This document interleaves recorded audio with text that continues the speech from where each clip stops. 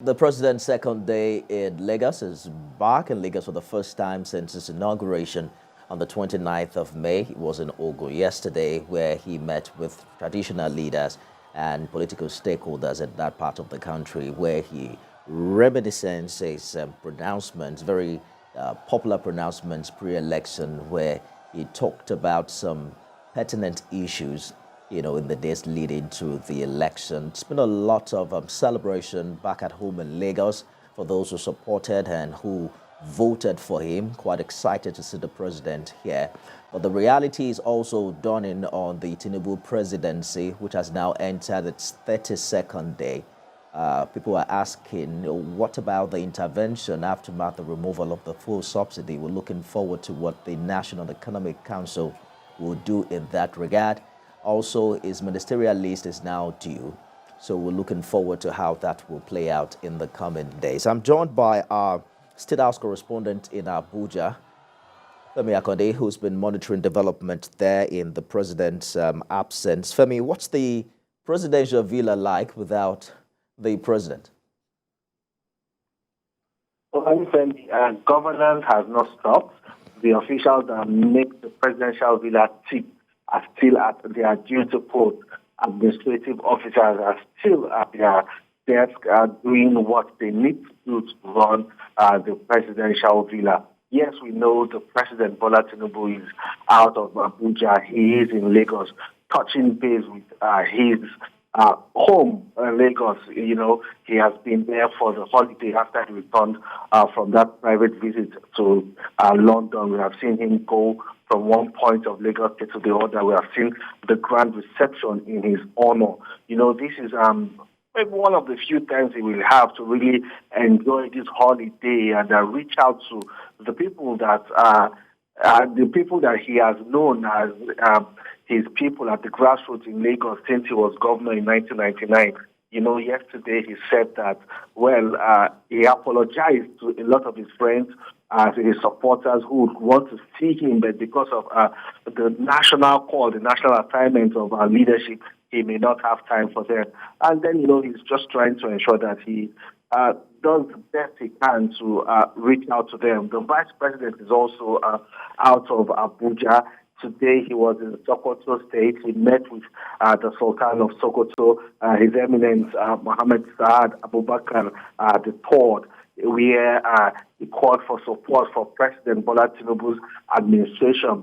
The Sultan of Sokoto also pledged his support and the support of all his followers to the government of President Bola Tinubu. He also met with the Sokoto State governor, met with leaders of the Northwest, urged them to rally around the government of President Bola Tinubu. He also reaffirmed President Tinubu's commitment to rid the region of all its security challenges.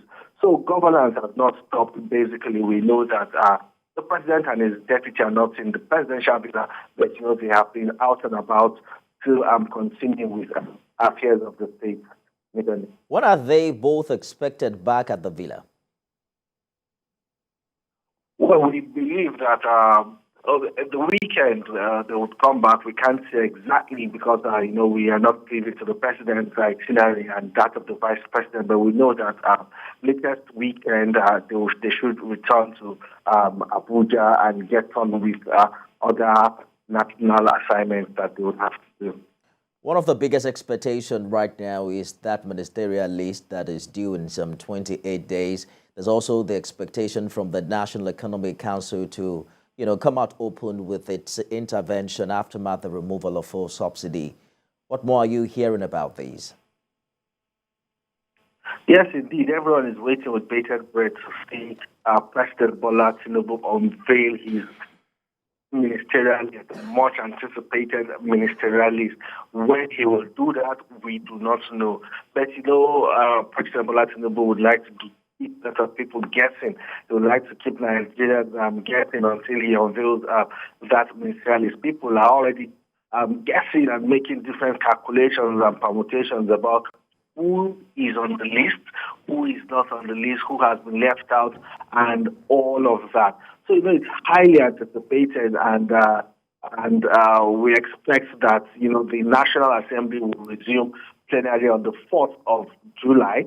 So we expect that, once they settle in, President Bola Tinubu would also send that list to the National Assembly for confirmation, for screening and confirmation by the Senate. But when he will do that, we do not know, we cannot get. It is up to the president. We know constitutionally he has a stipulated period of time to ensure he executes that assignment. He still has time looking at that constitutional provision, but when he will do that, we do not know. So it's up to the president, Nicola. Yeah, I remember that the current essay on strategy mentioned that it will take him just 3 weeks. It's way more than that now. We expect that at least any moment from now. Femi, talk to us about the intervention, the anticipated intervention from the federal government as regards, the removal of the full subsidy. Already we're hearing that now that importers are bringing in the product, the commodity might go as high as 600 or 700 in the new month. That information is yet to be confirmed. But how soon do we expect to hear from the NEC? Well, NEC has met, and they have also met with the organized labor to come up with a framework that would allow them roll out these interventions. They do not want to call it palliative this time. Interventions that would help cushion the impact of the removal of fuel subsidy.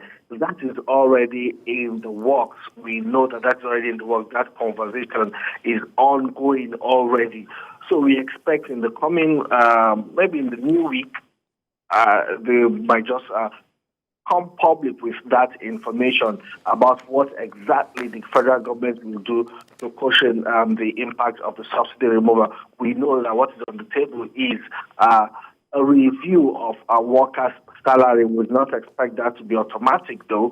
We also know that the labor unions are asking for public mass transit for workers. They are asking for tax holidays. They are also asking for provisions of CNG vehicles and some kind of electric vehicles that will reduce the dependence on fossil fuel and petrol. So all of these we expect that as soon as NEC reconvenes, they would make public all of them, finalize their plans, and then bring it to the public. That would be after they have also gotten the president's approval. You agree with me that time is of essence here. The president didn't waste time to announce his position in this regard. And of course, marketers also swung into action almost immediately. So I don't know, but there is a school of thought that expects this intervention to have come before now. And if it's been delayed for any reason, Nigerians should also be in the know. So hopefully we're expecting to hear something more decisive in the coming week. State House correspondent Femi Akonde live for us from Abuja.